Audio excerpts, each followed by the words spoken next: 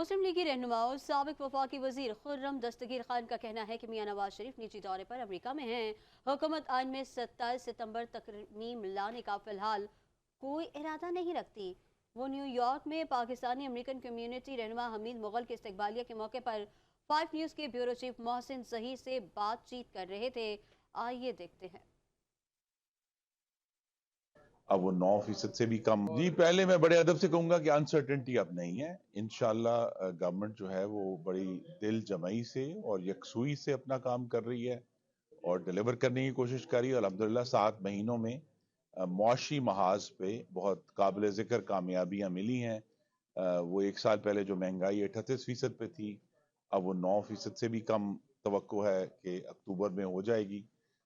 تو مہنگائی کم ہے، پاکستان کے فارن ایکسچینج ریزروز بڑھ رہے ہیں اور روپیہ سٹیبل ہے، اور آپ نے دیکھا ہے کہ اس سال میں بہت حوصلہ افزا نمبر آ رہے ہیں پاکستان کی ایکسپورٹس کے، اور بیرون ملک پاکستانیوں کی ریمیٹنسز میں بہت جو ہے وہ حوصلہ افزا